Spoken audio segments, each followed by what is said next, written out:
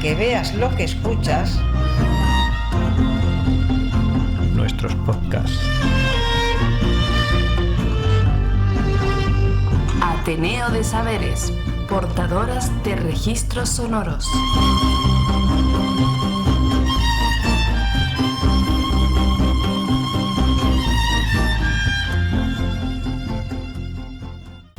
Bienvenidas a este Andurrial. Acomódate para escuchar Tierras de Acá, un programa de Ateneo de Saberes. En esta ocasión nos desplazamos a Nueva Segovia, un extrarradio de la ciudad de Segovia, y allí nos recibe Rafael Estaire en su oficio de dorador estofador, al que él denomina un oficio de poca vigencia, empleando técnicas artísticas, algunas de ellas ya olvidadas. Así que deseamos lo disfrutes. En nuestra página web encontrarás las fotos de este episodio y además escucharlo libre de publicidad a través del canal de Telegram de Ateneo de Saberes. Toma de vídeo. Si tienes que hacer una obra en la que tiene distintas escenas y distintos personajes, entonces la forma sencilla de equilibrar es mediante simetrías. Ya tienes una zona con un arco, pues la siguiente la pones otro arco. Tienes unos personajes grandes en un lateral, pues en el otro lateral igual personajes grandes. Y la pieza queda equilibrada. Ahora bien, eso es un equilibrio por simetrías. Si lo quieres hacer por masas, lo que tienes que tener mucho cuidado es que la composición, la armonía del color y el tamaño se equilibren también. En la obra todo tiene que tener un sentido. Aquí lo que se narra es el nacimiento de la imprenta, del primer libro impreso en España, en 1472, cuando el obispo Arias Dávila trae a Juan Palis, al maestro impresor de Heidelberg, y como la imprenta se va a colocar dentro de las canonjías en una casa que se conserva y que está cerca del Alcázar, lo que hago es reflejar esa calle, copiar cada una de las viviendas que siguen existiendo y el Alcázar en sí. Como el sínodo que se va a escribir, o sea, la reunión de obispos y de clérigos, se va a hacer en el pueblo de Aguilafuente, lo que hago es poner la iglesia de Aguilafuente, la iglesia de Santa María, donde se celebró, y todo el conjunto de casas que lo rodean, las que existen actualmente, todas están copiadas. Luego, la forma que tiene el icono, esta forma de díptico, quien me lo da es la propia calle donde estaba la imprenta. Hay que cruzar por el arco de la claustra y es en lo que he inspirado todo lo que es el marco del icono en sí. La policromía está hecha al temple de cola. El temple de cola permite hacer lo que en el oficio se denomina estofado en raja. Y es arañar el pigmento para volver a sacar el oro que hay debajo y que quede limpio. Aquí tenemos el caso donde no hay simetría. No hay simetría, sin embargo, el equilibrio le busco a través de masas. Un personaje grande, equilibrarle con tres personajes pequeños, o con tres elementos pequeños. Un gablete gótico elevado, pues tratar de equilibrarle con la figura del Alcázar, también elevada y alta, y esbelta. Bueno, pues este es mi mundo, o ha sido mi mundo. Bueno, sigue siéndolo. No soy más que una reliquia ya. ¿Te arrepientes de algo? De no haberlo hecho mejor. Me hubiera gustado haberlo hecho mejor. ¿Qué me decías, Rafael, que es lo que hay aquí en la iglesia tuya? Todas las imágenes que están en los muros son mías. El icono que corresponde a Cristo resucitado, puesto que la iglesia es el titular de la iglesia, se llama Iglesia de la Resurrección del Señor. Luego está hecho San Mateo, porque San Mateo es al que le dedican las fiestas. y lo que tenemos allí es el Vía Crucis. También hice el Sagrario. Pero todo esto son iconos, ¿no? ¿En qué consiste lo que tú has hecho aquí? Es completo, yo hago el trabajo completo. Vamos a ver. El Cristo tiene 3,60 metros de alto y 2,25 de ancho. Las medidas que tiene no son una medida, bueno, pues que más da, 2 o 3 metros, lo que sea.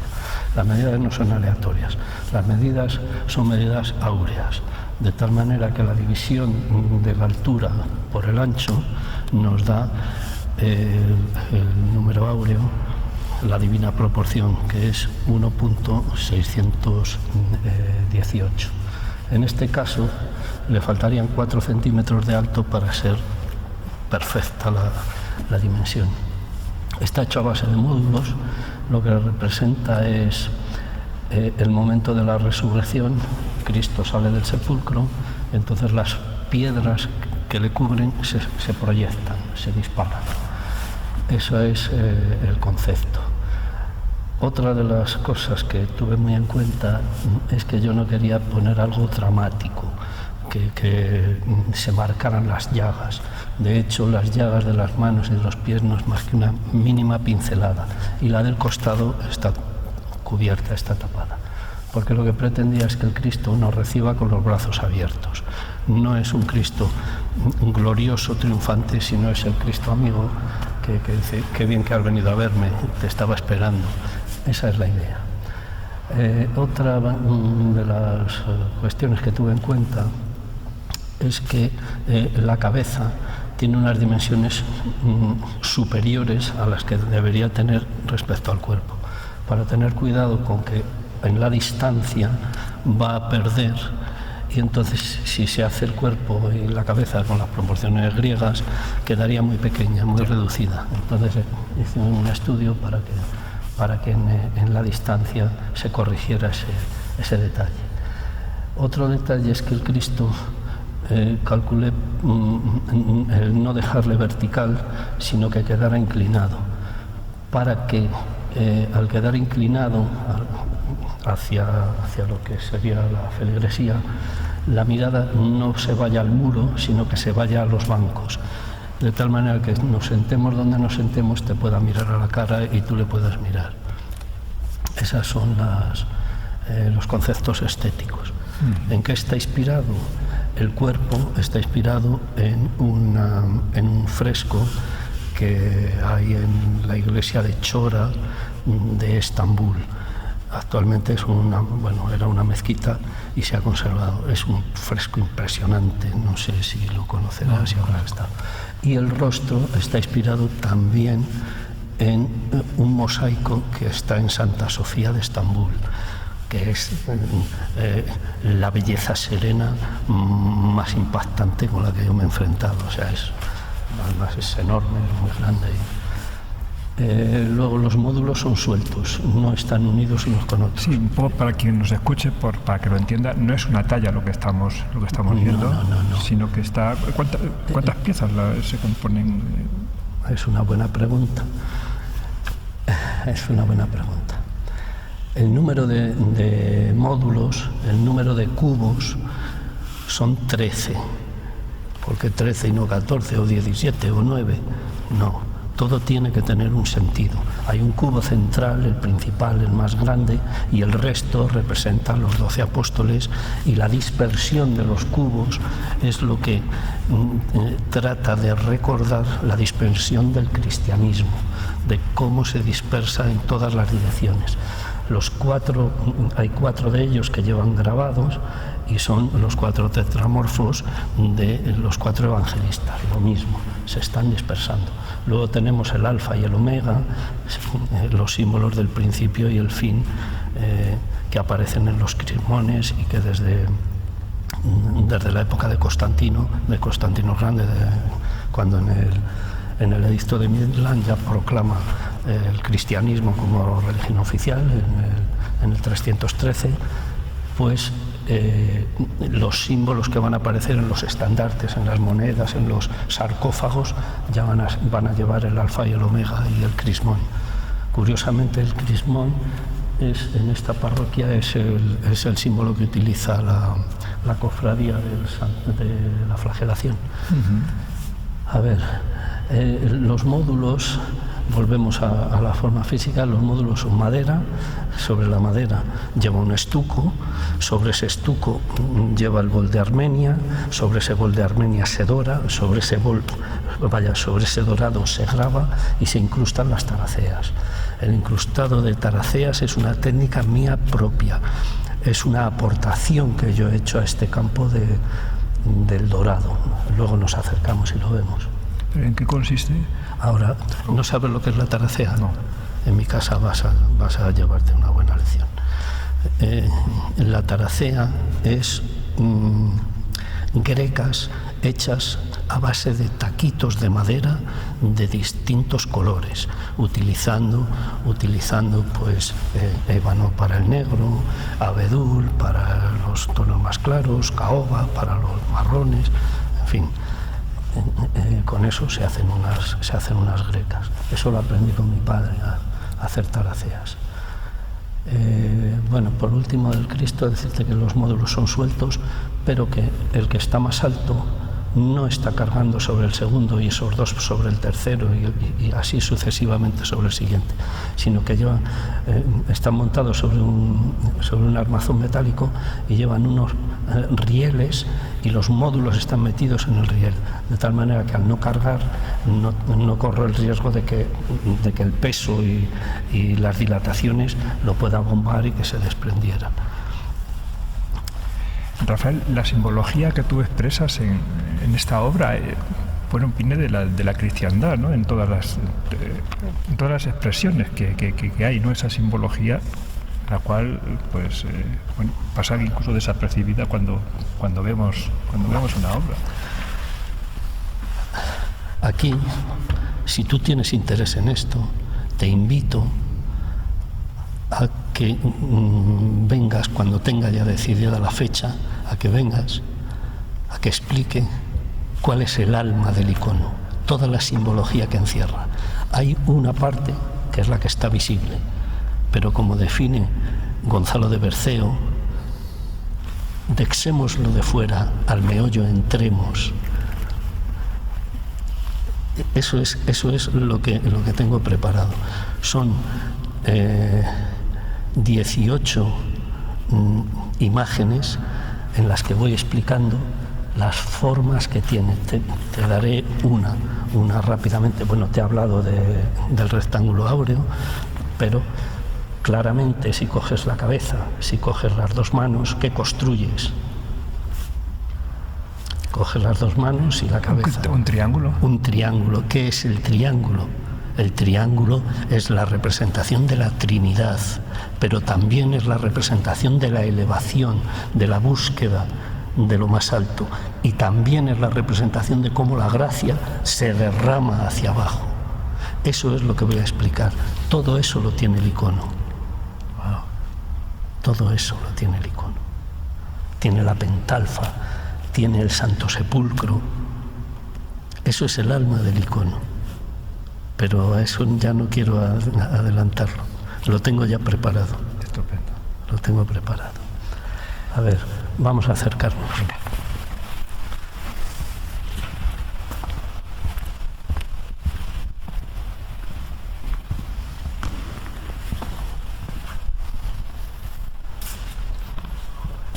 A ver, cojamos el de aquí, el de más abajo. Bueno, eso es la representación del alma que sale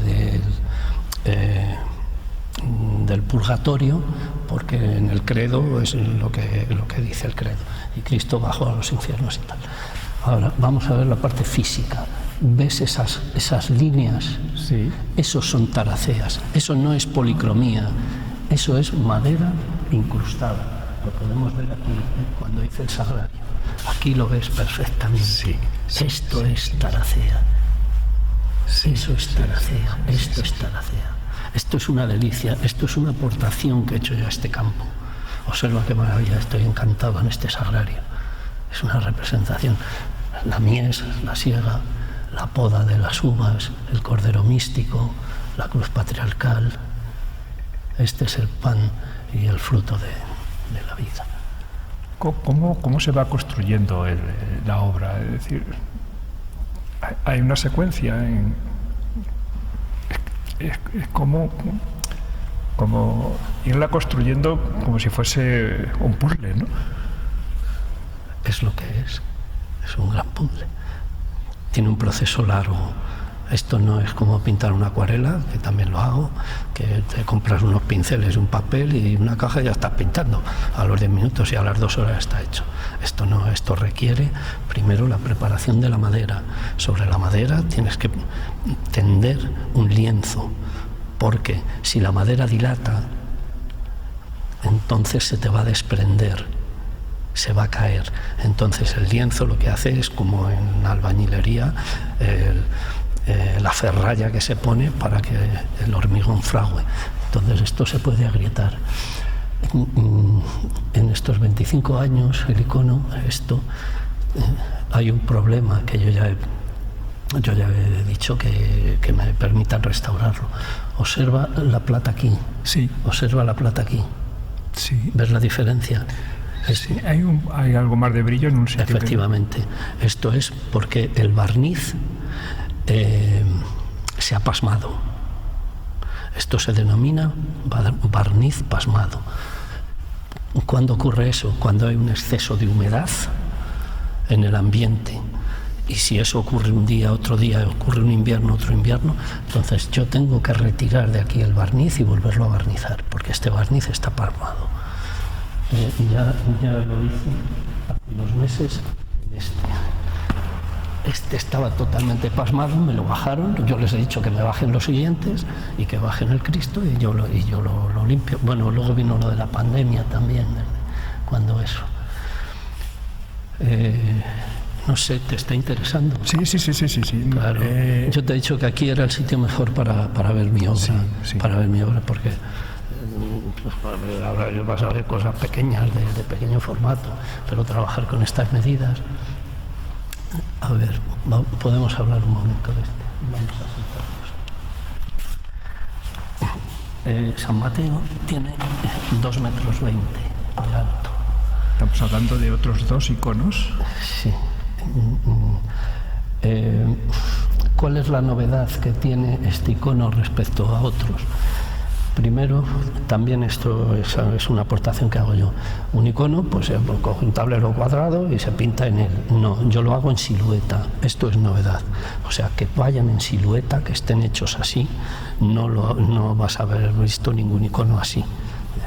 Pues se ve pues un tablero y ya está. Pues no, este va, y además va calado. En fin. Son dos piezas separadas.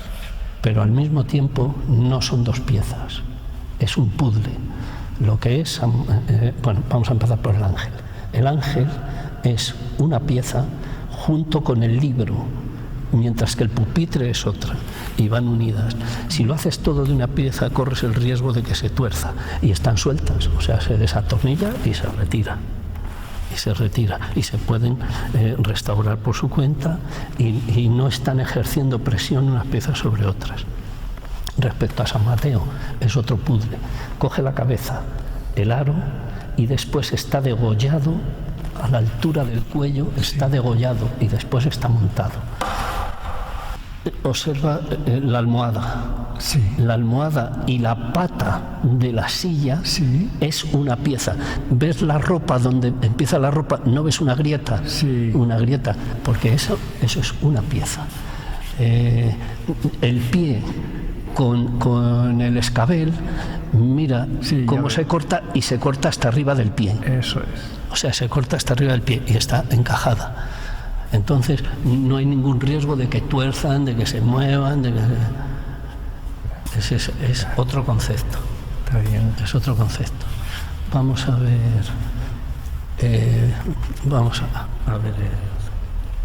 el Vía Crucis. Cuando hice el Vía Crucis, cuando me encargaron de hacer el Vía Crucis, en la conversación que tuve con el obispado, y van a ir aquí con el párroco. Digo, mira, un Vía Crucis es una sucesión de tormentos, de crueldades. Digo, pero yo no quiero hacer eso. Yo no quiero hacer algo terrible como es esto. Digo, entonces va a estar exento de sangre. Empezaré a trabajar. El segundo concepto es que un Vía Crucis es una sucesión de pequeñas capillas que se reparten por la iglesia. Digo, yo no quiero hacer eso. Yo quiero hacer un mural que con el primer golpe de vista tú ya estás viendo todo lo que está ocurriendo. Si has entrado en una iglesia, ves capillitas donde está, y pone el número en romanos, está puesto cuál es cada uno de los sufrimientos. Entonces, yo eso sí lo he conservado. El 1, y tiene en taracea incrustado, lleva el número romano, el 1. ¿Lo ves? Sí. ¿Lo ves? ¿Qué es la primera? Bueno, pues claramente la oración en el huerto, está Cristo, tal. ¿Cuál es la segunda? Vemos el 2. Judas, el beso de Judas. Entonces, ¿qué he hecho? Yo no podía valorar lo mismo a Judas que a Cristo. Entonces, Judas le hago en plata y exclusivamente está en plata, no está policromado. Solo lleva, bueno, la policromía en la capa, pero está hecho en plata, que se note la diferencia. A la hora de hacerle un mural, hice lo siguiente. Yo quería que tuviera un ritmo, que no fuera solamente una pantalla. Entonces el ritmo son 2 imágenes en silueta, 4 sobre cubos, 2 en silueta, 4 sobre cubos y 2 en silueta. O sea, llegar a componerlo así, tienes que hacer un montón de dibujos, porque no se te ocurre rápidamente. Pues aquí no me casa. O sea, me quedan 2, 3 y luego 2. Pues esto no va bien. Tienes que volver a componer. Y después que formaran cruces con los cubos, con los cubos que formaran una cruz, no están puestos de cualquier manera. El gran problema que tiene, las que fueran en silueta, quería que fueran de cuerpo entero, mientras que las otras solo y exclusivamente caras. Y observa qué caras más amables me quedan. O sea, la coronación de espinas, no hay un sufrimiento en esa coronación de espinas. Cristo con la cruz a cuestas, no se ve un sufrimiento. Cristo crucificado, o sea, Cristo que le están poniendo los clavos. Ves la cara de él, es serena, y se ven las manos, hice las manos y los clavos. María y San Juan al pie de la cruz. Cristo está clavado, pero no hay sangre. El Cristo está vivo, no es un Cristo muerto. Solamente hay un Cristo muerto ahí, en la última imagen. De tal manera que el dramatismo está implícito, pero no es de ese pavor que a mí me causaba cuando iba a la iglesia y ver ahí los Cristos clavados, claro, o chorreando sangre por todos los lados. Claro, pero esto ¿por qué a lo largo de la cristiandad, digamos, ha habido esa expresión de sufrimiento, de patetismo, Pues para atraer a la piedad, para atraer al temor, para que se tuviera pánico. Esto es lo que te puede pasar, o esto es lo que hizo Cristo por nosotros y tú te estás portando mal. Son otros conceptos. Y el concepto del barroco es magnífico, como tallaban, como pintaban, pero sus obras, pues bueno. Esto es lo que yo quería que vieras. Es oro de ley, es plata de ley, y la policromía es pintura al temple. O sea, pigmentos mezclados con cola orgánica. Eso es pintura del temple. No es óleo y no sé si algo más. Cosas que yo no he podido solucionar. Vuélvete, por favor. Si miramos el Cristo está sobre un fondo neutro. Sí. ¿Qué quiere decir? Que al estar en un fondo neutro resalta, se marca. Cuando me encargan el resto de las obras, tienen que ir sobre un fondo en ladrillo, y un fondo en ladrillo las destroza. Total. Y no he encontrado no te lo quería decir yo, pero... Y no he encontrado la solución. He intentado... No destaca, digamos, toda esta obra aquí. No, o sea, le falta un fondo neutro. En el caso de San Mateo, que fue la última, Entonces lo que hice fue separarla mucho de la pared para que me creara una sombra y con la sombra intentar, pero no hay solución. Quería decirte de esta iglesia, que no es pues, lo mejor que hayas visto, pero es una iglesia que está hecha íntegramente por segovianos y eso sí que para mí es un orgullo. Los arquitectos son segovianos y viven aquí en el barrio, ahí abajo. La empresa constructora era de aquí de un pueblo, de Navas de la Asunción. Los bancos se hicieron aquí en Segovia, las vidrieras las hicieron las compañías artesanas. La bóveda, esta bóveda invertida, la montaron carpinteros de aquí de Balsaín. Ahí les veías clavando puntas que te daba vértigo verlos, ahí clavando. Y los iconos, pues que son míos, o sea, es una obra hecha íntegramente aquí. Sí. Bueno, no han traído a nadie. Decir para quien nos escuche que estamos en Nueva Segovia, que es como un barrio de Segovia, ¿no? Sí, es un barrio de Segovia, es una ampliación de la ciudad.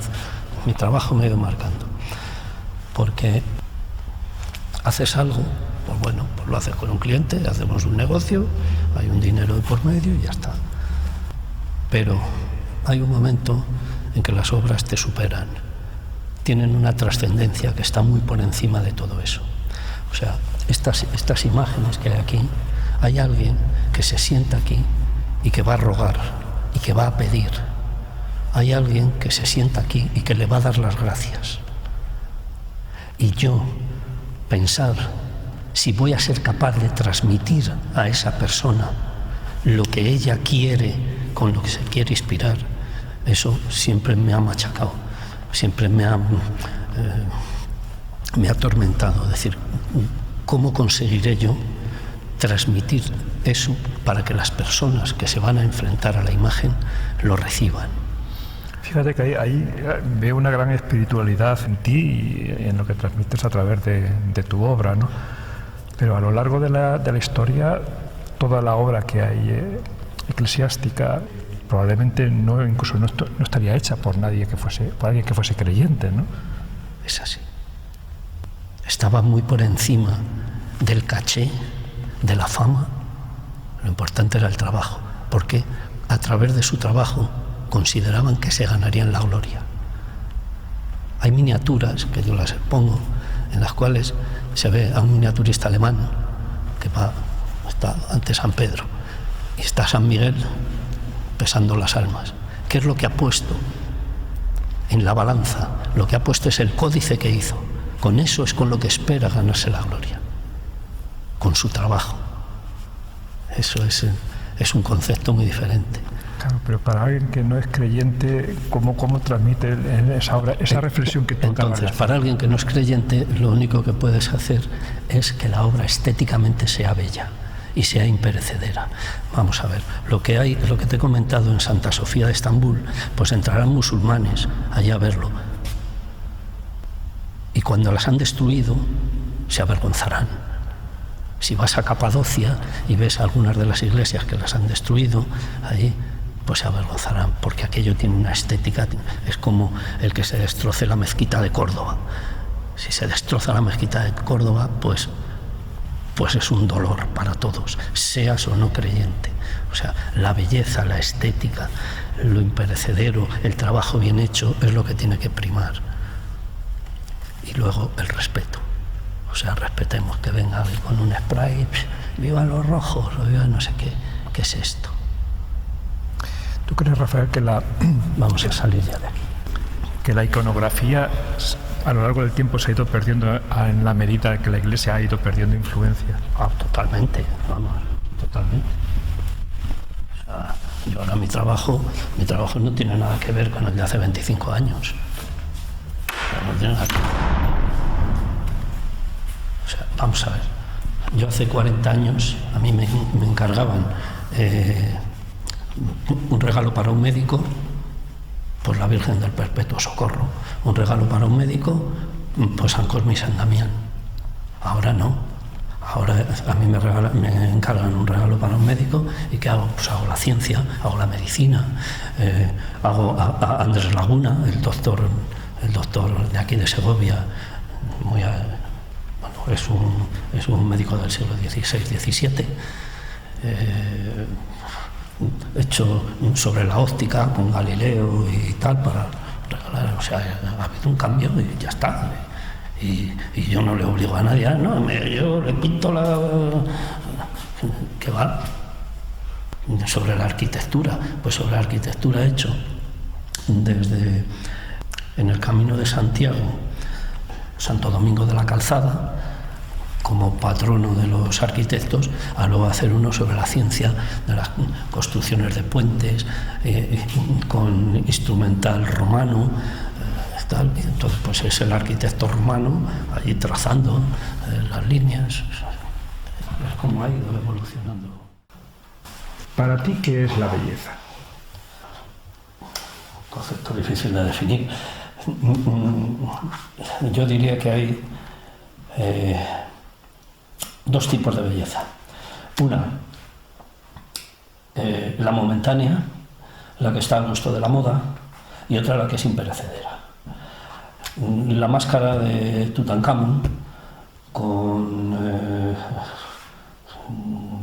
3.000 años, 4.000 años, eso es bellísimo ahora y será bello dentro de 5.000 años más.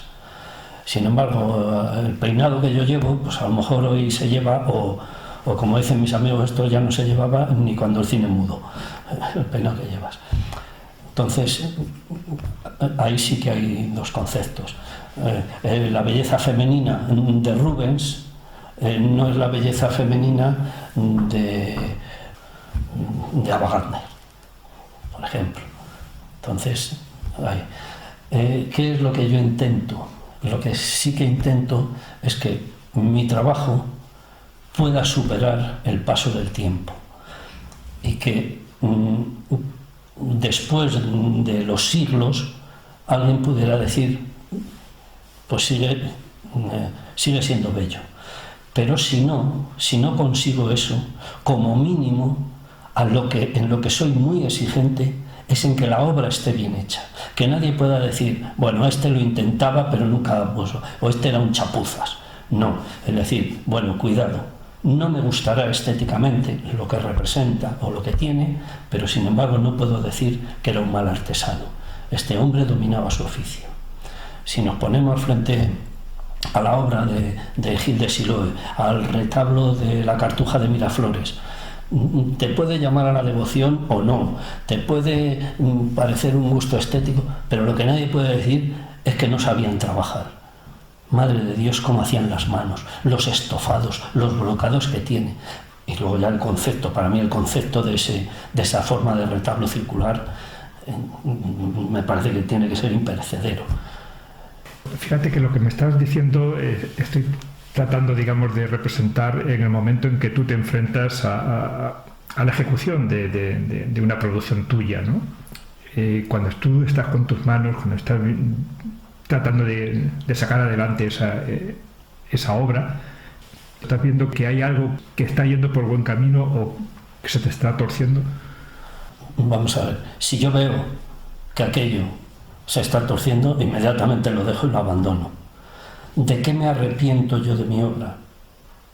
Me arrepiento de no haberlo hecho mejor, porque cuando las veo al cabo de los años o al cabo del tiempo, la armonía del color no es la adecuada. ¿Cómo no lo pude ver entonces? La composición no es correcta. Estos elementos tenían que haber tenido mayor importancia. ¿Por qué no lo pude ver? Yo si me arrepiento es de no haber hecho mejor mi trabajo, pero cuando lo estoy haciendo estoy convencido de que es lo que tengo que hacer. Al cabo de un tiempo ya notas que no. Hay obras en las que digo, no se me ocurre nada que cambiar. Cuando tú observas que la obra está terminada, que aquello no hay que tocarlo más. La obra está terminada en el momento que se termina. Es decir, en el momento que yo le pongo mi sello, esa obra ya está terminada. Y ya una vez que está terminada no se puede rectificar. Si te has equivocado, haces otra, pero esa ya tiene su propia vida. Si Velázquez se equivocó en sus meninas, aunque venga ahora y diga esto hay que cambiarlo. No, señor, aunque sea usted Velázquez, usted esa obra no la toca. Eso es así. Ahora se hace usted otra. La obra tiene vida propia. Ya tiene, nadie, ni el propio autor, tiene que tocarla. Sí, por eso es importante, digamos, en el proceso de restauración que se produzca sobre cualquier obra, andarse con mucho tiento. Hablamos entonces de otro campo. En la restauración, ¿qué es lo que yo explico cuando hago presentaciones de restauración? Yo como soy muy bueno y como soy estupendo, lo hago mucho mejor que lo que tengo aquí. De eso nada. Yo me tengo que limitar a limpiar, a evitar que la obra se siga destruyendo, es decir, consolidar lo que hay, y donde hay lagunas, eso sí, rellenarlo, y rellenarlo con lo que se denomina tratello, es decir, a base de líneas, de rayitas, que se note que eso es restauración, que eso no es del siglo XVI, que eso no es, que queda la obra integrada, pero así, y protegerla para que no se vuelva a deteriorar. Rafael, ¿cuáles fueron tus comienzos y con quién? Bueno, pues mis comienzos van a ser en el taller de mi padre. Mi padre era ebanista, mi padre era tallista, y ahí es donde yo aprendo a manejar la madera y distintas técnicas como es la talla o el taraceado. Yo todavía sigo trabajando con las herramientas de mi padre, o sea, son las que tengo. Todas las herramientas de mano son las de mi padre. Creo que no he comprado de mano ninguna. He comprado luego, eso sí, algunas máquinas, pero las de mano ninguna. Después, el segundo paso es ir a la Escuela de Artes Aplicadas de aquí de Segovia, en el edificio de la Casa de los Picos. Allí tuve un maestro de pintura durante un año, un maestro de dibujo durante otro año y un maestro de dorado y de restauración durante 2 años. Mi maestro de dorado, don Ángel Ayuso, ese hombre era Dios. Ángel García Ayuso. Sí, es que para nosotros es Ángel Ayuso, o era Ángel Ayuso. Como yo, en este mundillo, yo soy Rafa Estaire. Yo no soy Rafael Francisco, que es mi primer apellido, el apellido de mi padre es Francisco. Pero yo cuando llamo a alguien me... Oye, soy Rafa Estaire, dime tal, ¿dónde está fulano?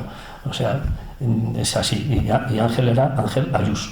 ¿Cómo era ese encuentro con el maestro? ¿Qué lecciones de vida y de oficio, digamos, tú tomaste? Yo era mirar. Y después decirle, maestro, ¿por qué esto no me ha quedado igual? No lo has cogido a tiempo, hay que dorarlo antes. Has hecho la mezcla demasiado. Yo recuerdo esta conversación que tuve con el hijo de él. Bajó su hijo a una exposición mía y le pregunté, digo, ¿qué es de mi maestro? Pues está lo que sea, o ya vendrá a verte lo que sea. Digo, mira, cuando viene tu padre a verme a las exposiciones, en 10 minutos hablando con él, aprendo más que el año entero que me he pasado en el taller. Porque a lo que yo traía a mi maestro es a decir, observa esta, dime qué defectos hay. Bueno, pues aquí, tal, pues aquí esto. Mira, maestro, esto yo no consigo que este pigmento me quede con el tono que tal. Es porque le añades excesivo alcohol, o es porque le has puesto demasiado huevo, o es porque tal. Inmediatamente yo aquello ya lo tenía corregido.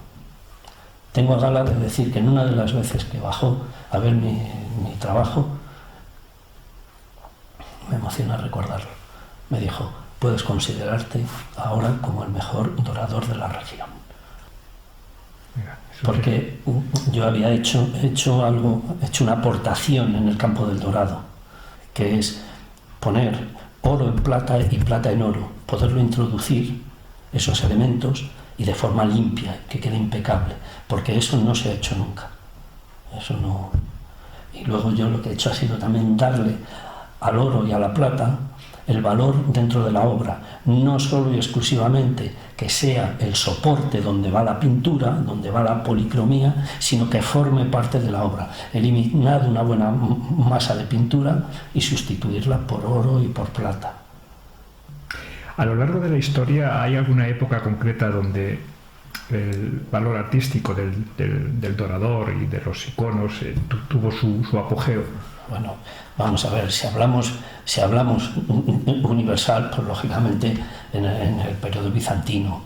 En el periodo bizantino, o sea, estamos hablando del siglo IV. Luego ya llegaron los iconoclastas, lo destruyeron, en fin, y luego vuelve a resurgir. Pero bien, ahora, si hablamos de España, claro, el dorado es en el barroco, es a raíz del descubrimiento de América, cuando se empieza a traer el oro.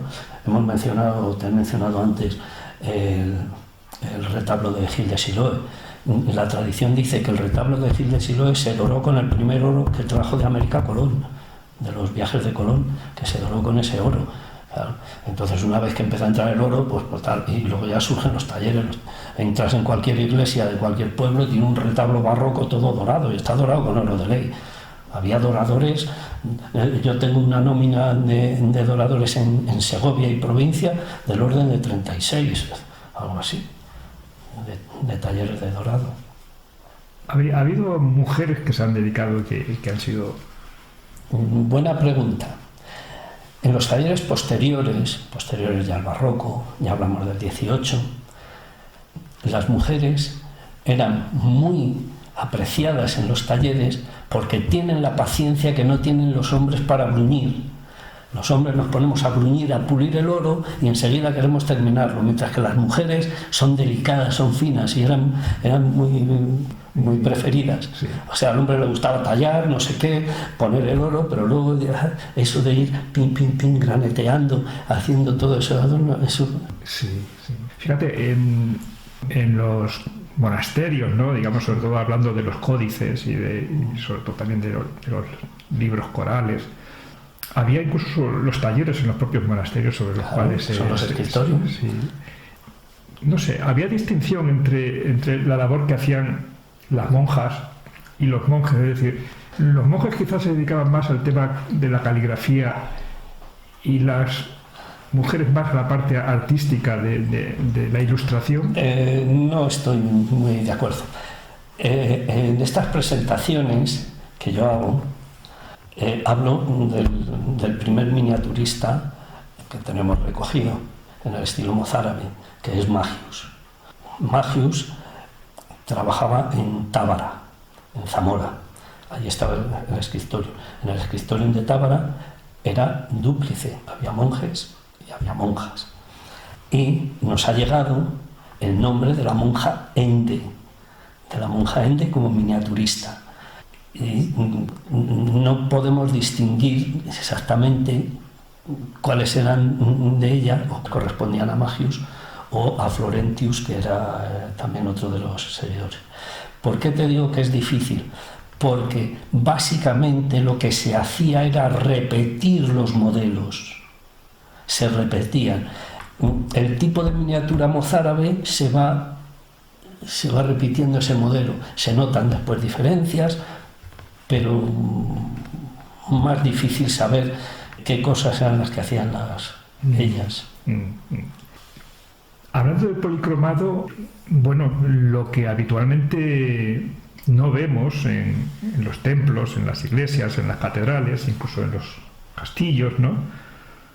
Lo que no vemos son precisamente todas esas policromías que probablemente hubiesen existido y que solamente acabamos de ver los muros sin ningún color, desnudos. Bueno, pero ahora estamos entrando en otro campo. Estamos entrando en la pintura mural. La pintura mural es otra técnica. La pintura mural se hace al fresco o al fresco seco. Hablamos en el medievo. Aquí en Segovia hay muy buenos ejemplos de que se conservan pinturas murales, pinturas románicas, una maravilla. Y otras que están en el Museo del Prado, que son de Segovia y se las llevaron allí. ¿Qué es lo que va a ocurrir? La pintura románica es muy esquemática, es muy simple, muy sencilla, muy expresiva, pero muy esquemática. Los tiempos cambian, los gustos cambian y los artistas se profesionalizan. Entonces, claro, de ver unos frescos del Tiepolo a ver unos frescos del maestro de Maderuelo, pues claro, pues yo quiero tener eso. Entonces se derriban, se arrancan. Por otro lado, también antes de que llegaran estos grandes maestros del Renacimiento, antes de que llegaran, lo que vino fue la peste. Y la peste, cuando ya se dan cuenta de que son las pulgas, de que son los parásitos, lo que se hace es que se encalan los templos, se cubren todos de cal, y con eso ya pues se destroza y se pierde. Los templos en los que se han salvado las pinturas románicas es porque hicieron retablos barrocos y los colocaron delante. Y entonces cuando se han retirado, anda. O cuando ha habido que restaurar, es que el retablo se está hundiendo, bueno, pues habrá que moverle y tal, pero que aquí hay algo pintado. Es el caso de la iglesia de San Justo, por ejemplo, o el caso de la iglesia de Turégano, que al retirar el retablo se ha visto que todas las tallas románicas están policromadas y son bellísimas. Hablemos de referentes en miniaturismo, por ejemplo. ¿Cuáles serían, digamos, y de qué época? Bueno, vamos a ver. Es una pregunta bastante amplia. A ver, las miniaturas en España se van a empezar en el siglo X. Son los primeros miniaturistas. A partir del 940, 945 es cuando aparecen las primeras. Después todo va evolucionando, aparecen ya scriptoriums en el románico, por ejemplo en Santo Domingo de Silos, y después, a partir del siglo XIII, lo que ocurre es que sale de los monasterios, salen de los scriptoriums, dejan de ser algo exclusivo de los monasterios y aparecen donde scriptorium, en las catedrales, que necesitan tener sus copistas, aparecen en las universidades, que necesitan tener sus copistas, y aparecen en la corte, que necesitan tener sus copistas, sus pendolistas, ¿vale? Y a raíz de eso, lo que van a surgir ya en el siglo XIII, van a surgir los gremios, o sea, ya aparecen profesionales que se dedican a eso, profesionales de la caligrafía o profesionales de la miniatura. Si la pregunta es, ¿a mí qué es lo que más me atrae? Es la miniatura mozárabe, porque esa forma expresiva tan esquemática que tiene, te impacta. Claro, si tiene este tamaño, un tamaño de 2 centímetros una cara, no es grande el impacto, pero cuando Picasso descubre eso y nos lo lanza a un tamaño muy superior, nos deja impactado. ¿Qué es la pintura de Picasso? ¿Qué son los rostros de Picasso? Un esquema, unos ojos expresivos, unas líneas negras, unos pigmentos puros, rojos, amarillos, verdes. La miniatura mozárabe. Pero para cuando un restaurador aplica la lupa sobre ello y ve esos detalles asombrosos, esa imaginación, esa belleza, digamos, sobre la obra, alguno ha expresado asombro, ¿no? de qué gente, ¿no? ¿Cómo podían hacer esto? Sobre todo con los medios que tenían. Para conseguir el lapislázuli, que venía de Asia, es imposible, dificilísimo. Lo conseguían de los propios restos romanos, de los propios mosaicos, machacando otra vez teselas de algún... Me refería, digamos, a la belleza, digamos, La belleza estética. La belleza estética es un manual. Esa imaginación también a la hora de... Todo lo que tenemos, todo lo que nos hacen los mozárabes, todo es religioso. Es decir, tenemos o códices basados en la Biblia, y lo que nos están representando es la Biblia, o nos representan concilios, o tenemos los beatos, que los beatos son el Apocalipsis de San Juan, después comentado por Beato de Liébana, y de ahí es de donde se van a hacer múltiples copias. Entonces, ¿qué es lo que hacen? Según lo que va diciendo cómo va a ser el Apocalipsis, y aparecerá y se romperá el 7º sello y aparecerá, eso es lo que nos representan, el fuego sobre Babilonia, y nos representan el fuego y las almas saliendo por allí todas. desperdigada. Los jinetes del apocalipsis, y aparecerán cómo vendrán montados sobre los caballos que se van, los describe cómo serán los caballos sobre el caballo blanco, y traerá la parca detrás, y ves cómo tiene la muerte detrás. Precioso es. Es de una belleza, pero además esto lo explico en las... Tienes que venir cuando haga algo de esto, yo te invito, Sí. porque además enseño como, bueno, ¿y por qué esto es mozárabe y no románico? Joder, pero si es igual. Sí. Pues miremos, vamos a fijarnos en los detalles, veamos las armas son árabes, veamos las sillas de montar, son árabes, veamos los arreos de las caballerías, medias lunas árabes. Sí.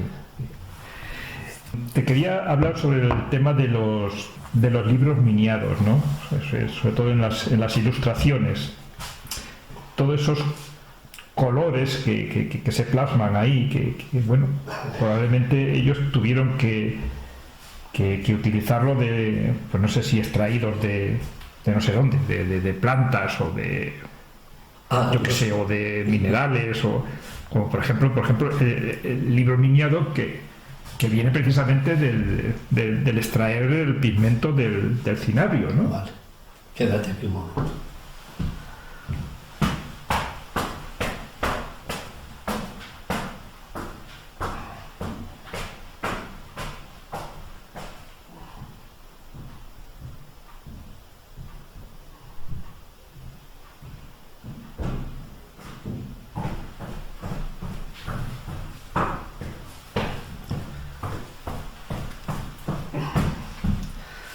En las presentaciones que yo hago sobre las miniaturas, esta es la copia en papel.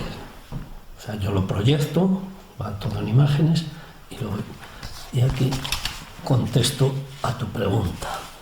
Vamos a ver. Primero, los distintos scriptoriums con los distintos miniaturistas que ha habido o que nos han llegado. Esto ya que es el siglo XII.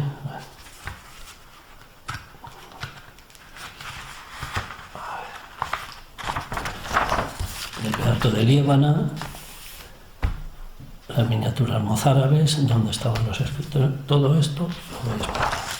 Pasamos al románico, llegamos al gótico, aquí ya los talleres son profesionales, aquí por ejemplo elijo esta, digo, observen, tenemos un monje, pero los otros dos ya no son monjes, ya son seglares, se ve claramente. Ya ha habido una evolución. Y estos ya están hechos en talleres de artesanos. Ya ha habido otro cambio. Luego llega la imprenta, que es aquí en Segovia, donde surge la imprenta, y ya todo esto desaparece. Y a partir de aquí es la miniatura en pergamino, eso es lo que hemos visto. El oficio del miniaturista es lo que vemos en la segunda parte de la presentación. Las recetas. Aquí tenemos desde el enchiridión del siglo VIII. ¿Qué es? El enchiridión es el Papa León II le regala a Carlomagno, le regala un libro de exorcismos, de cómo evitar todo el mal de ojos, todo es un libro, y yo le tengo, y le llevo, además lo llevo ahí. Pero en ese libro, además viene cómo hay que hacer la tinta áurea. Y aquí está toda la receta. Y todo esto se ve en la pantalla. Y aquí está. Y las proporciones que indica son perfectas. Pero además hay que hacer una serie de oraciones. Es genial. O sea, es delicioso. A la salida del sol del primer domingo de tal, irás a coger agua al río tal. Harás las oraciones de no sé qué. Y luego, o sea, es una delicia. Esto ya es el tratado de Cenino Cenini. El libro del arte. Claro, aquí ya estamos. Y aquí están las recetas para adorar. Estos los tengo yo, o sea que son libros míos. Que no es que busqué por internet, ¿no? Con los que he trabajado toda la vida. De Leonardo da Vinci. Y luego los libros de la universidad. Con los compendios de recetas. El pergamino. ¿Qué es el pergamino? Tipos de pergamino. Luego te vas a llevar. ¿Has tenido pergamino alguna vez en la mano? Sí. Vale. Luego te llevas un retardo. Y aquí es donde quiero contestar a la pregunta que tú me has hecho. Los libros miniados. A ver, ¿esto qué es? Esto es el minio. ¿Qué es el minio? Es un óxido de plomo. Ahora, ¿qué explico? Explico. Hoy día, una miniatura es una obra de arte, vamos, hoy día desde hace ya siglos es una obra de arte de pequeño tamaño, de pequeño formato. Pero eso no era así. Una miniatura era un trabajo en el que se había utilizado el minio. Una miniatura, un miniaturista era el que utilizaba el minio, era el que hacía letras miniadas. Luego, como eran pequeñitas, como no sé qué, pues este es un miniaturista. Pero la miniatura y el minio... ¿Era letra miniada o era la letra capital de...? La letra capitular, sí, pero también se ponen en los capítulos, en cada una de las letras. Por ejemplo, aquí tiene la letra capitular, pero estas otras no, van en rojo, van en minio, y ahí viene la palabra. Estos son los productos que tienes que encontrar. Son los minerales. Son los minerales con los que están hechas las miniaturas. Aquí tienes el cinabrio, porque es otro minio. O sea, el minio se puede obtener del plomo, se puede obtener del cinabrio. El albayalde, para obtener el blanco.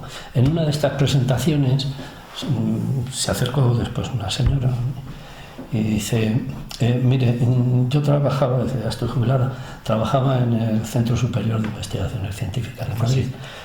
Dice, cuando nos traían alguna obra a expertizar, dice, lo primero que buscábamos con el espectrómetro de masas, lo primero que buscábamos era si tenía oropigmente. Si tenía oropigmente, ¿Oropigmente? Oropigmente. Si tenía oropigmente. Si tenía oropigmente, estábamos seguros de que la obra iba a tenía una edad. Dice, si no, pues ya buscábamos otros productos. Dice, todo lo que ha explicado usted es cierto. ¿Qué más explico? Tú mira el oropigmente. Lee lo que pone. Sí, sulfuro de arsénico. Sulfuro de arsénico. Es de color amarillo. Es de color amarillo. El albayalde, que es el carbonato de plomo, de color blanco. El minio. El minio, bueno, que sí lo tengo puesto. Pero el minio es óxido de plomo. Pero no viene del cinabrio, del mercurio. También se hace con el mercurio. También se hace con el mercurio. Coges el albayalde, lo tuestas y obtienes este color. El minio. Y luego tenemos esta otra lista. Sí, otros pigmentos como son el hollín, los óxidos metálicos, las tierras y corteza de endrino. ¿Y qué explico? Digo, miren ustedes, todos estos productos, todo esto que utilizaban ellos, todos son tóxicos, con alguna excepción, los que directamente son veneno puro. El sulfuro de arsénico es veneno puro. Humberto Eco les envenenaba ahí a los monjes ¿con qué? Con arsénico de aquí. El albayalde es veneno puro, eso ya me lo enseñó mi padre la primera vez que destapamos unas cañerías de plomo y estaban eso. Dice, esto ni te acerques, yo tendría 6 años, ni te acerques, eso es veneno puro, hay que retirarlo. El minio es veneno puro, esto les daba el saturnismo. Digo, así que no me pidan a mí que yo trabaje con eso. Yo no trabajo con ninguno de esos productos. Mis miniaturas no tienen nada de esto. Digo, yo no pongo en riesgo mi vida. Pero ellos eran conscientes de... Eran conscientes cuando se morían. Se chupaban hasta los pinceles. Anda, a ver, estás ahí.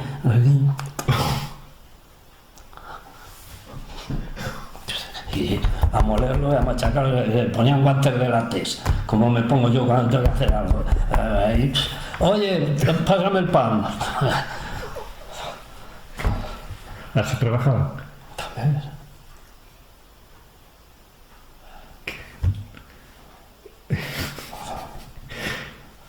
La de Humberto Eco, esa que les envenena, no sé si en la película o el libro, tal, les envenena con arsénico. Arsénico puro. Entonces, o sea que todo esto lo explico, todo esto está ahí. No hay secretos. O sea que no has manejado ninguna de las recetas que dicen. La leche. una leche voy a manejar yo eso. Sin embargo, sí, a partir de aquí sí. A partir de aquí sí. Sí, hablamos de otros pimientos. No, es que yo quiero, además lo digo así, además eso es muy así. No, yo es que quiero que me utilice usted. Señora, eso se lo hace usted. Yo eso no lo utilizo. Yo he llegado a los 70 años bastante bien, yo no me pillo saturnismo. Ya. Y yo, por ejemplo, en restauración, ha habido alguna restauración que le he devuelto. He dicho yo, no.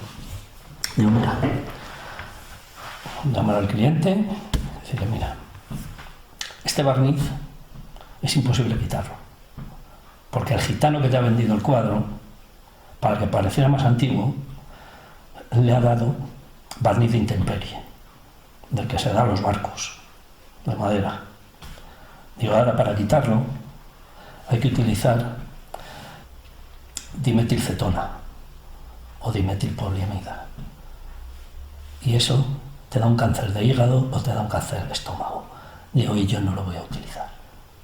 Digo, así que mira, con los decapantes y con lo otro, ya lo ves, he conseguido, además lo hago delante de él, lo hice delante de él. Digo, mira, en 10 minutos hemos quitado 1 centímetro cuadrado. Para limpiar el cuadro me va a llevar 2 meses, solo para limpiarle. Tú verás si te interesa. Digo, no, eso.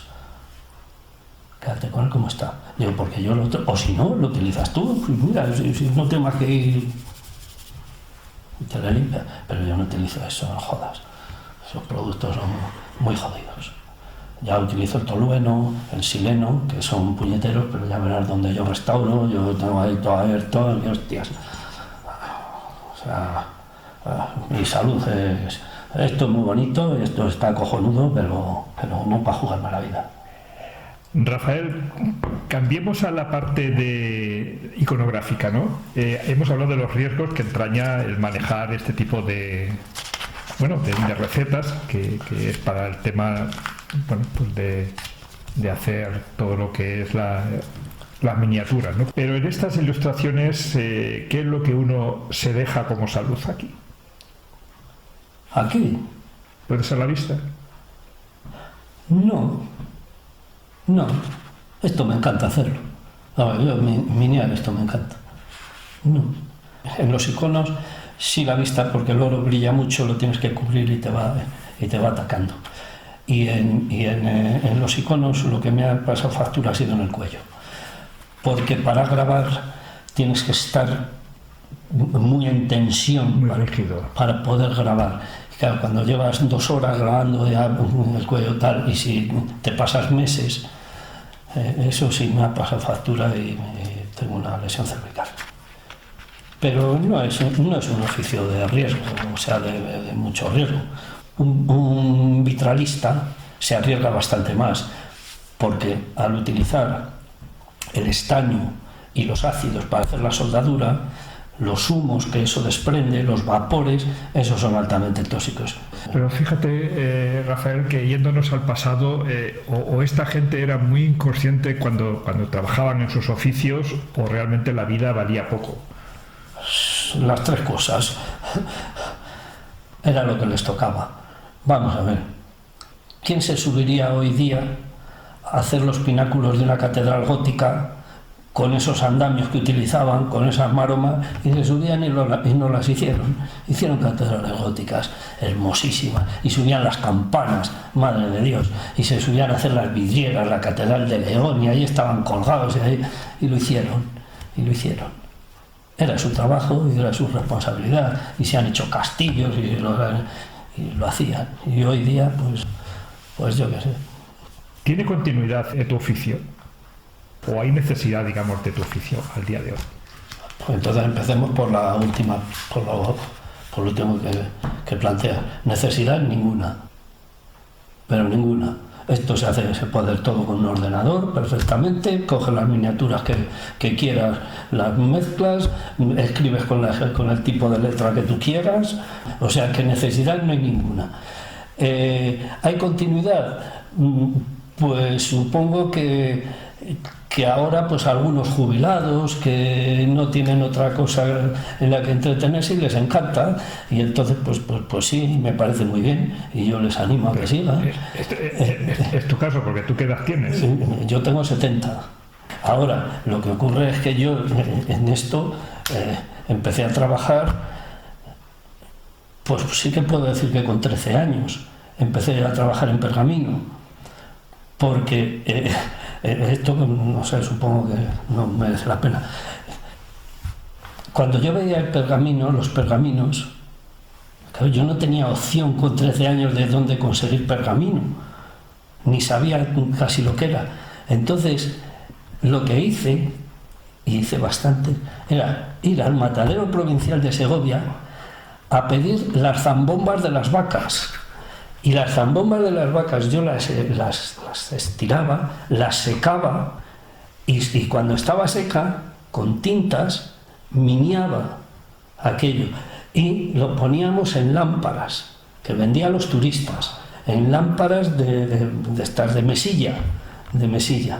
O sea que luego ya cuando tuve la opción de tener pergamino, pues ya empecé a trabajar el pergamino, pero mis conocimientos eran prácticamente nulos, y es cuando empecé a manejar estos libros, los que te he enseñado, y ahí ya cogí otros conceptos, hasta que luego ya pues mucho más profesionalmente, cuando ya estuve en la Escuela de Artes Aplicadas, te hablo ahí del año pues del 78 o así, no lo sé cuándo.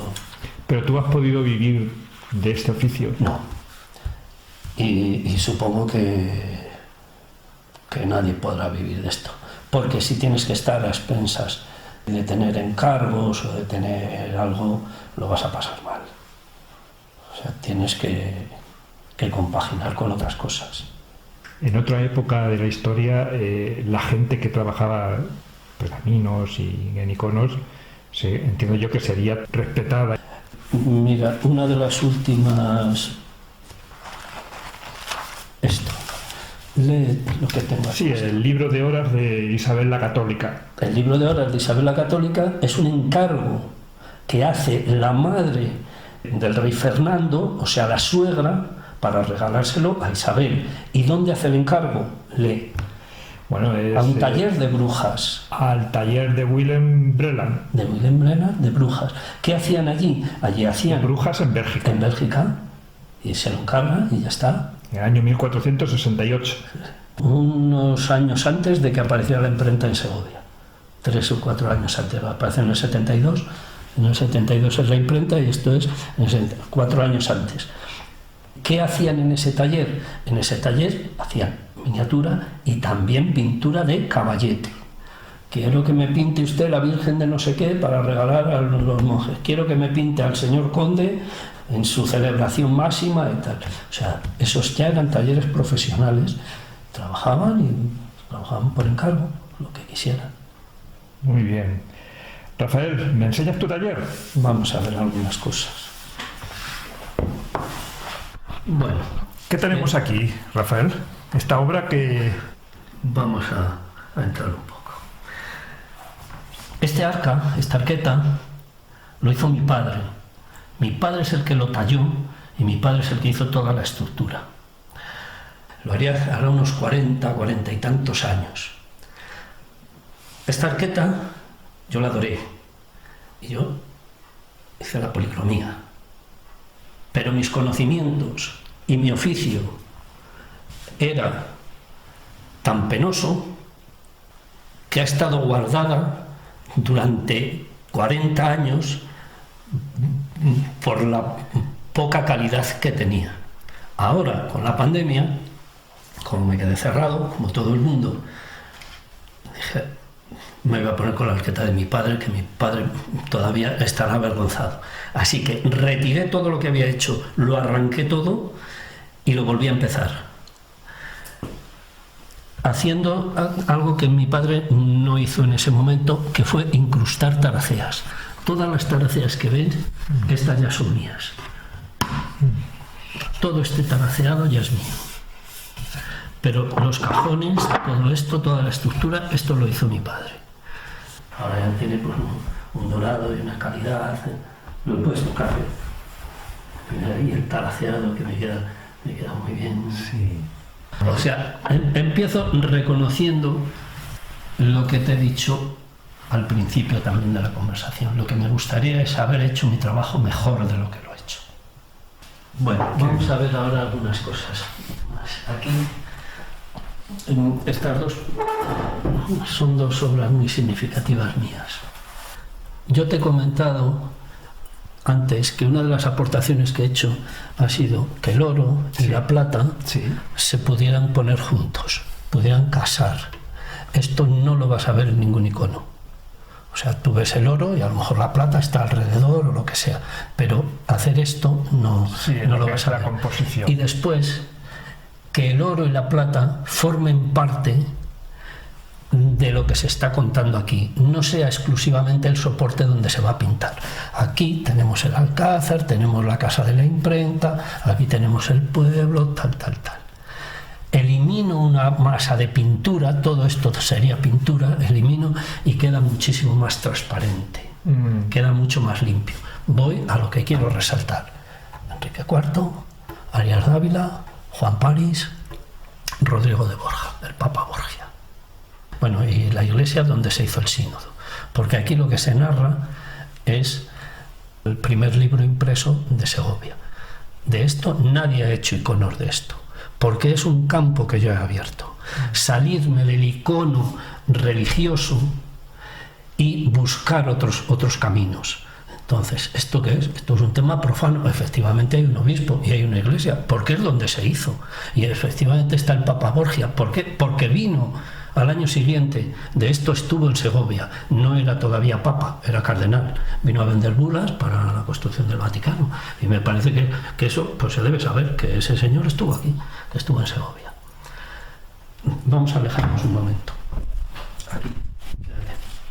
Otro de los conceptos estéticos con los que yo trabajo es que yo trabajo con la perspectiva teniendo el punto de fuga delante.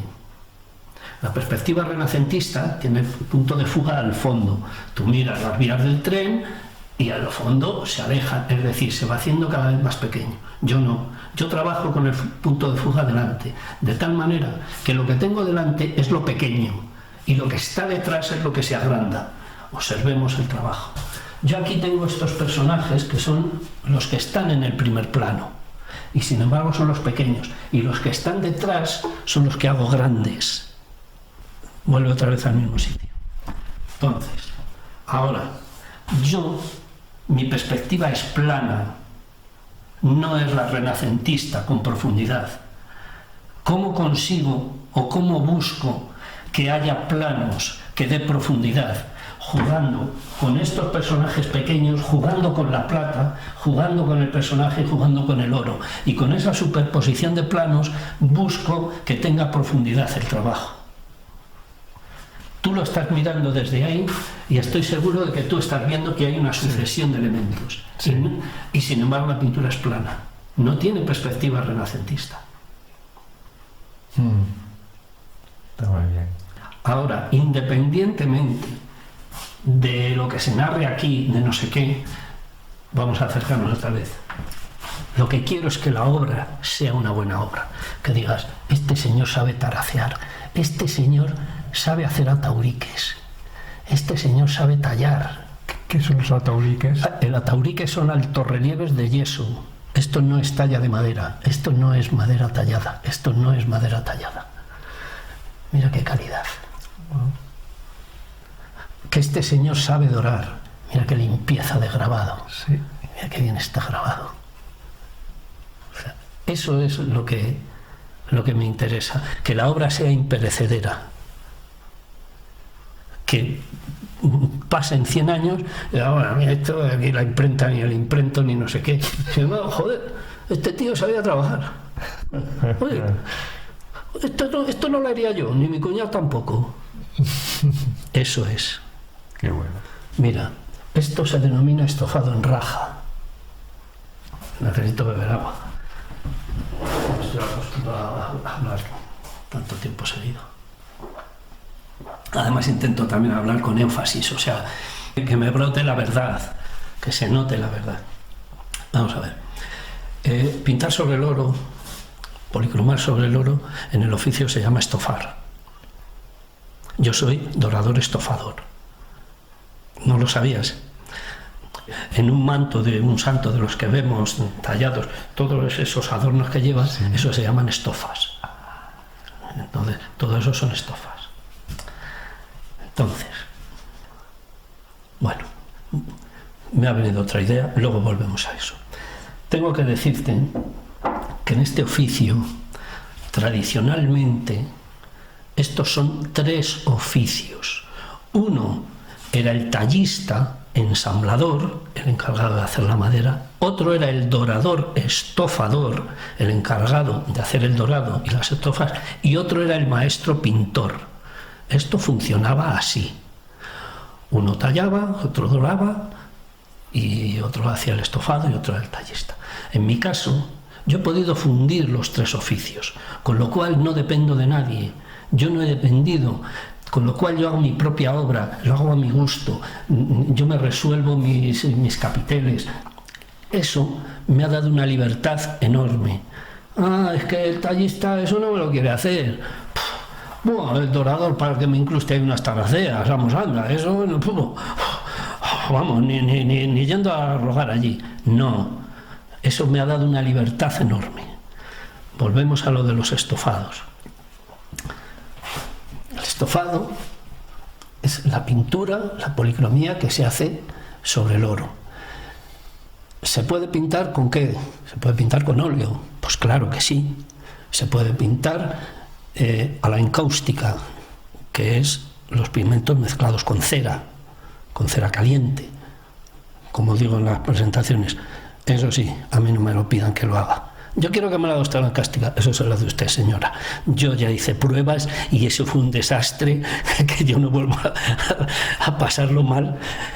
¿Cómo lo hago yo? Lo hago al temple de cola. Los pigmentos van mezclados con cola orgánica. ¿Por qué? ¿Por qué yo abandoné el óleo? Porque el trabajar con cola me permite hacer el estofado en raja. ¿Qué es el estofado en raja? Vuelvo a lanzar, fíjate que lanzo luz solo con el puño. ¿Lo notas? Ay, sí. Solo con que haga así y ya se ve. Estás pasando el puño. Estoy mandando luz. O sea, hago que la luz rebote en mi puño y se marque. ¿Y ves el oro? Sí. ¿Cómo está hecho esto? Esto es estofado en raja. ¿Qué es? Se pone el oro, se pigmenta y se araña, se raja el pigmento y se saca el oro que hay debajo. Si lo hago con óleo, el óleo es graso y queda sucio el oro. Pero si lo hago al temple, mira cómo se ve perfectamente. Sí. Qué limpio queda. Mira, todo, ves las rayitas, el rajado, ¿lo ves? El arañado. Sí. ¿Ves el arañado del pigmento? Sí. Y queda limpio. Es una técnica preciosa. Vamos a ponernos otra vez aquí. En este icono todo tiene sentido. Oye, pues le he puesto ese marco. Bueno, pues no le queda mal. No, a lo mejor otro pues lo habría hecho de otra manera. Todo tiene que tener un sentido. ¿Por qué le pongo ese marco y no pongo otro?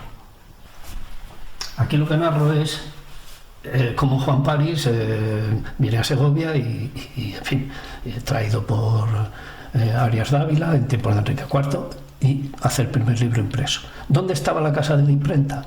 En la calle Velarde, en la que baja al Alcázar, esta casa. Y para bajar a la calle Velarde, ¿por dónde pasas? Por el arco de las canonjías, por el arco de la claustra. Tan precioso. ¿Has recorrido esa zona? No. ¿De las canonjías de Segovia? No. ¡Buah! Entonces tú ni has visto Segovia ni has visto nada. O sea, las canonjías era el barrio de los canónigos que se cerraba. Se cerraba porque la catedral estaba aquí, donde el Alcázar. En la plazuela del Alcázar estaba la primera catedral. Y entonces lo cerraban. Y todavía se conserva una de las puertas de la claustra. Ahí.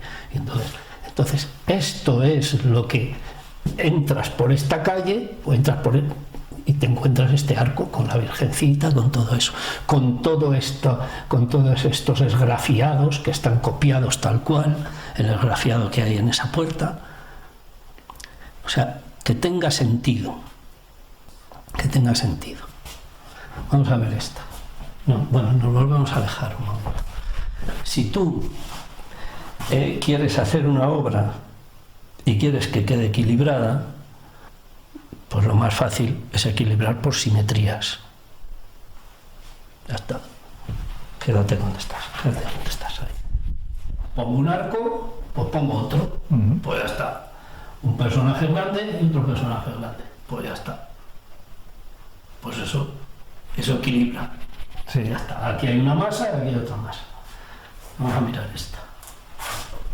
Uno tiene que complicarse la vida.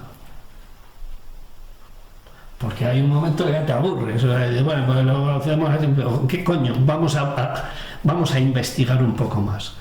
Vamos a ver qué pasa si en lugar de equilibrar por simetrías, equilibro por masas. A ver, explícate. Yo aquí pongo un gablete gótico. Coño, pues le pongo otro gablete gótico aquí, pues ya está. Joder, pero no quiero eso. Vamos a ver qué pasa. Pues pongo aquí un gablete y aquí pongo otro elemento. Pongo otra cosa. Y a ver qué ocurre. Aquí tengo un personaje grande, pues aquí pongo otro personaje grande. Pues no, aquí voy a poner otra masa. Vamos a alejarnos y ver si equilibra o no. Es más difícil. ¿Qué intento? Este triángulo y este triángulo intento que se muerdan entre ellos para que queden fundidos. ¿Ves el triángulo? ¿Los ves? Para que queden fundidos y no se vea como un díptico, una tabla y otra tabla, sino que se vea como un conjunto. Mira, ahora vuélvete y miras esto. Wow. Este icono yo le envié al concurso regional de la Junta de Castilla y León.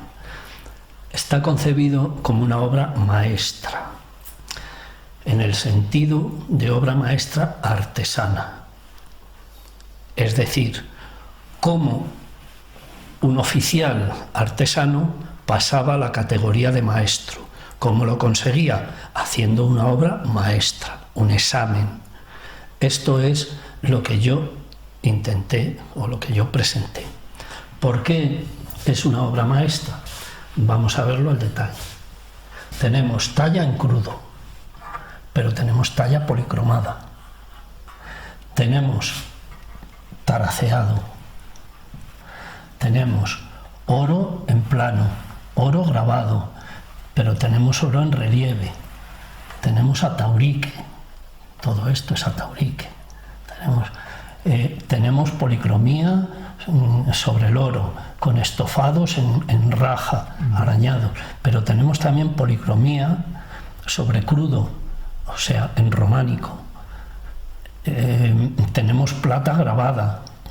Es decir, ¿qué es lo que sabe hacer este señor? Aquí hay un examen completo de qué es lo que se puede hacer.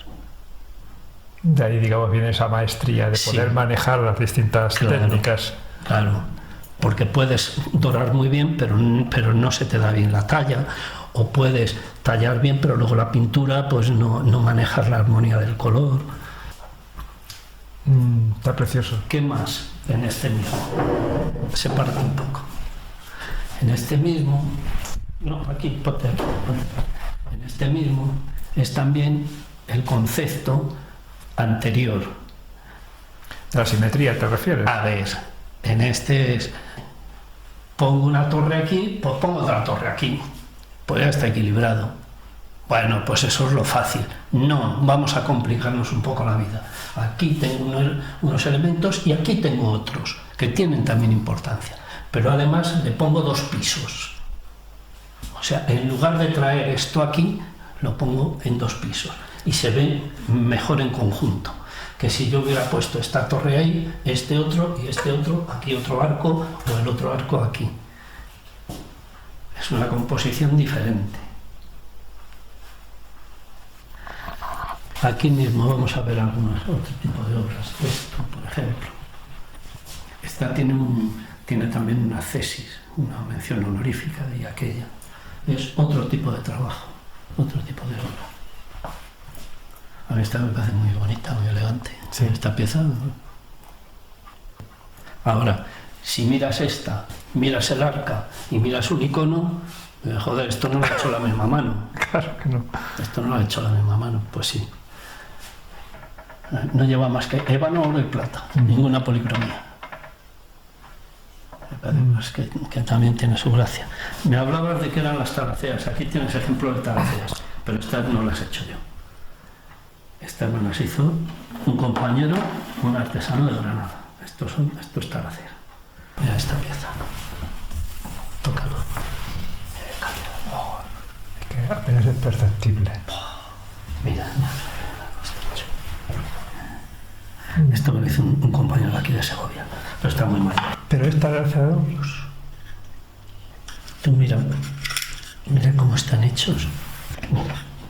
O sea, este taquito de madera le ha rebajado y después ha incrustado los triángulos. Y luego esto va encajado en los largueros. Esto va ahí encajado, cogido. Y tú solamente ves esto. la parte exterior. Esto, eso, y lo demás está ahí está encajado. Está encajado. Tú mira, por ejemplo, el cajón. Mira cómo va unido. O sea, Qué perfección. Mira cómo los casa, cómo los une. Es buenísimo.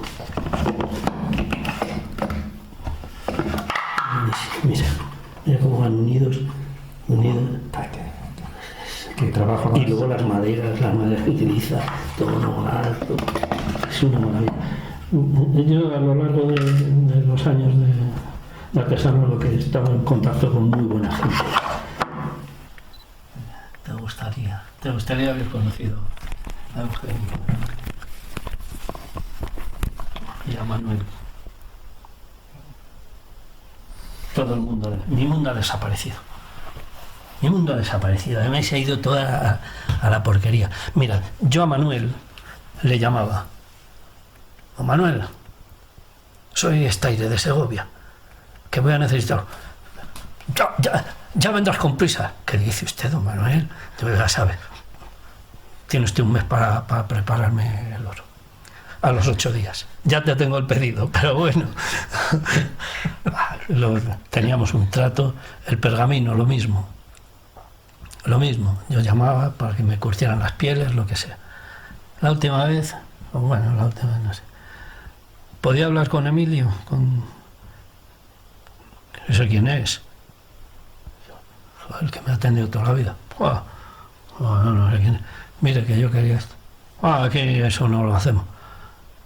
No, tiene que mandarnos el dinero, tiene que mandarnos no sé qué, tal. Joder, 25 años trabajando, pidiendo, y luego ya todo es de un frío, toma la tarjeta, cóbrame, a tomar por culo todo lo que me voy. Joder. O sea, ¿Cómo cambian los tiempos? todo es una mierda. Joder. Ay, qué pena. Cómo se van perdiendo las formas, incluso. Un chico joven que estaría allí por lo que sea. Renegado. Digo, sácame el pergamino. Esto no me gusta. Sácame otras pieles. Sácame aquellas, las que están detrás de aquella estantería, que son las pieles que yo vengo a comprar. Pues no son muy caras. Yo no te he dicho el precio, sácamelas. Todas, sí. Quiero ver todas. Esta para mí. Esta también. Pues te va a llevar muchas. Mierda. Va. Llamaba yo a Emilio, le decía: espérese, que no me han entrado buenas pieles.